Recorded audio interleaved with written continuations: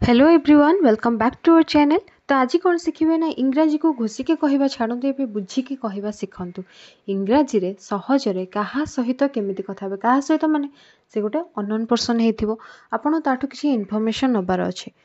किसी भी हो पारे आपंकर किसी इनफॉरमेशन नबार अच्छे एणु तेणु इनफॉरमेशन नु आपंकर दरकार थिबा इनफॉरमेशन आपण नेबे ताठू केमी ता सहित कथा हे गोटे अननोन पर्सन को भेटिचंदी केमी इंग्लिश रे कथा हे इंग्लिश रे पचारिबे ताको किछि जिंस सी आपण सहित कथा हे तो सेटा केमिति करिवे सेटा आज शिखिबे। एटा केवल एया नुहे जे फेस टू फेस देखा हेले आपणकर काम देबो आपण जदि ताको ऑनलाइन रे डिजिटल माध्यम रे आपण व्हाट्सएप हो कि फेसबुक हो कि मेसेंजर हो जहाँ थ्रो रे भी आपण चैटिंग करिवे ताहले भी हेल्पफुल रहबो। तो चलंतु डेरी न करी स्टार्ट करिबा। देखंतु तो फास्ट आम देखा हेले तो ताको आम कौन कहबा हाय और हेलो रो कहबे कि नहीं हाय और हेलो कहबे। जदि सेटा सकाळ समय होइतिबो ताहले कहबे हेलो गुड मॉर्निंग कौन कहबे हेलो गुड मॉर्निंग। हाँ आ गोटे कथा मुझे कहूँ मुझा आपन कहूनी घोषिकी कहबे मन रखिए तो मु थरे कहबी आपन थरे कहबे मो सहित घोषिबार ना किसी जिनस आप बुझंतु यही समय ये कथाटा को आम कहबा बास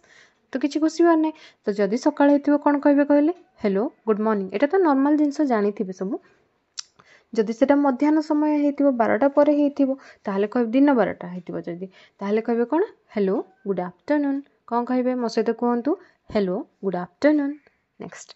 जदि इवनिंग टाइम होइतिबो संध्या समय होइतिबो ताहले आपण कहबे हेलो गुड इवनिंग कौन कहबे कहली हेलो गुड इवनिंग कहतु मो सहित हेलो गुड इवनिंग। एटा तो जानिथिबे ता कहवा दरकार नहीं या पर जो सेंटेंस आसीबो से गुडाक आपण कहबे। अच्छा देखा हेले आपणक सेम एज रो होंतु कि भेट होइछंती आपण ताको पचारछंती अच्छा तुम नाम फास्ट तो कहिदले हेलो गुड मॉर्निंग कि जहाँ जो टाइम होइतिबो से अनुसार कहिदले अच्छा तुम ना कौन व्हाट इज योर नेम मो सहित कहंतु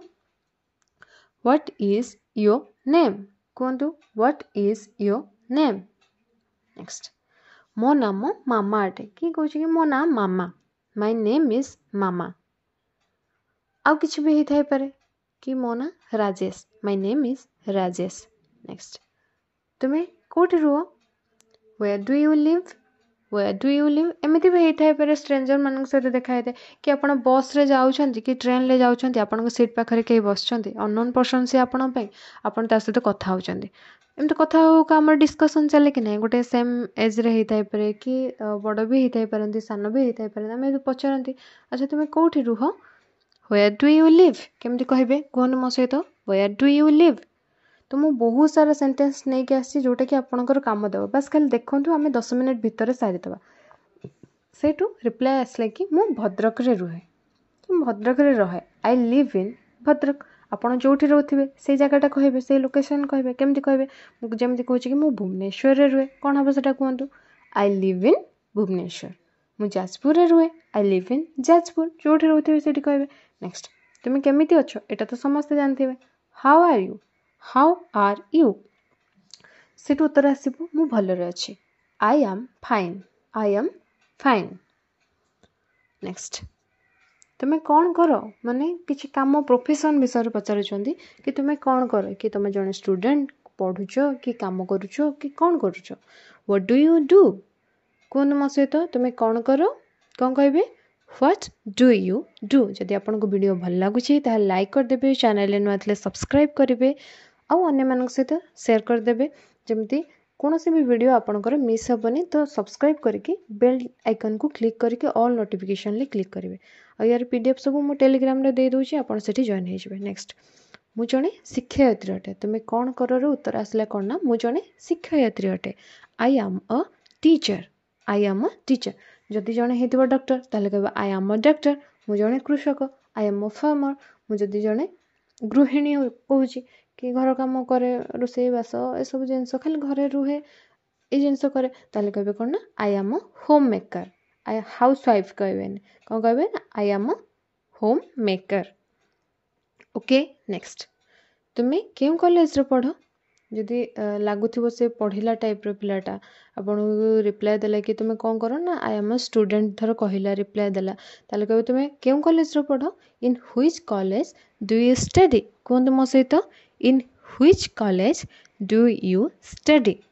कि तुम्हें क्यों कॉलेज रे पढ़ाओ जदि पचारिबो ताले in which college do you कौन हम टीच पढ़ेबा हला टीच। नेक्स्ट सेटू रिप्लाय आसला कौन ना मु रॉयल एंड कॉमर्स सॉरी मु रॉयल कॉमर्स एवं साइंस कॉलेज रे पढ़े कोठी ना लोकेशन टा कहिदेबे भद्रक मु एठी पढुतली तो मु कहिदेली +2 एठी मु करतली I study in royal commerce and science college Bhadrak. Next अच्छा तुम बापा नाम कौन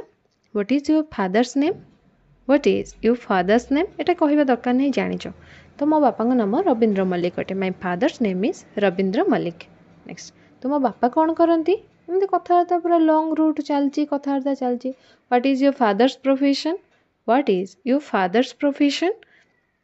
मो बापा जड़े कृषक अटंती my father is a farmer जदि मो बापा जड़े व्यवसायी कहे कि my father is a businessman कहे मो बापा जड़े टीचर अटंती my father is a teacher मो बापा जड़े इंजीनियर अटंती my father is an engineer.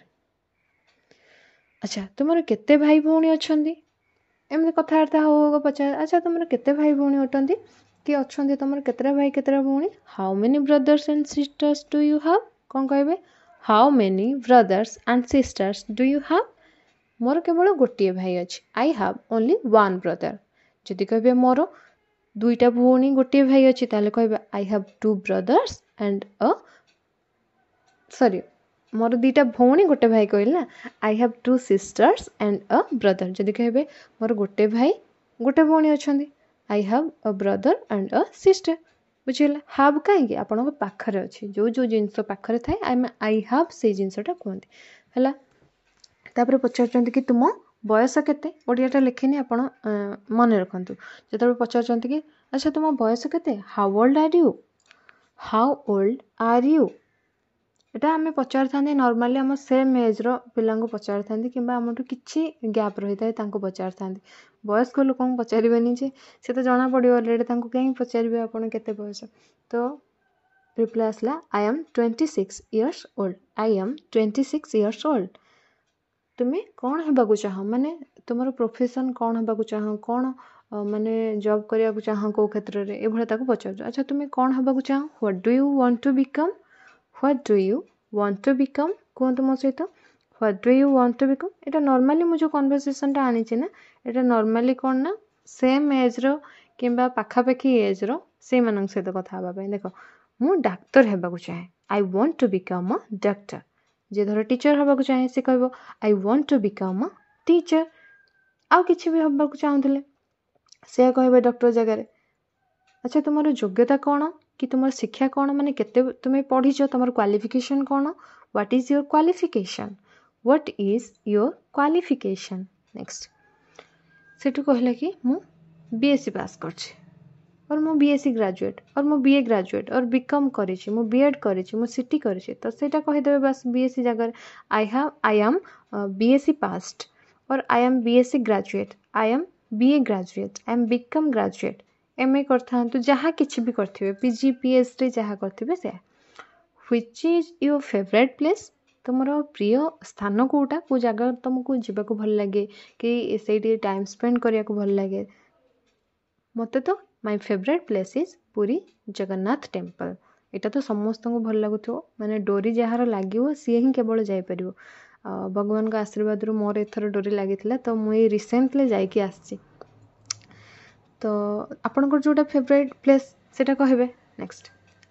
अच्छा एमती बेले बेले लगे नी कथा हो लगे कि जमती कि मुझे लोकटा को आगुरी देखी कि भेटी कि या सहित तो कहते कि आम आगुरी भेटी कि how we met before how we met before से उत्तर आसुची कि हाँ मते सेमती लगुच मते सेमती लगुच yes I think so yes I think so एगुड़ा किसी घोषिबेनी जेते प्रैक्टिस करेंगे कही कहीकि घोषिले कौन हम घोषिले मन रही आपड़ प्रैक्टिस करेंगे क्या सहित कथबार्ता करिए प्रैक्टिस कले ही यहाँ हम। नेक्स्ट अच्छा यहाँ मुझे ओडिया लिखिनी if you don't mind may I ask you question जदि तुम्हें किसी माइंड करनी मुझे तुमको गोटे क्वेश्चन पचारि पारे कि जदि तुम्हें माइंड करनी ताहले तुमको गोटे क्वेश्चन पचारि पारे कि एभलिया कहते आपड़ सेठू उत्तर आसला येस ऑफ कोर्स हाँ निहाती भाव में मु तुम मोबाइल नंबर नहीं पारे कि may I have your mobile number please may I have your mobile number please yes my contact number is कहबे जो आपन कांटेक्ट नंबर जहाँ थी तो मुझे मो कॉन्टैक्ट नंबर दे पारिबिनी आपण जे भी कॉन्टैक्ट करने चाहूँगे आप मत मेसेज करेंगे कौटी ना इंस्टा रे आप मेसेज करेंगे। तुम सह देखा ही भल लगे nice to meet you nice to meet you तुम सहित कथा है कि भल लगे it was nice talking to you it was nice talking to you पुणी देखा हब see you again good bye. So thank you for watching.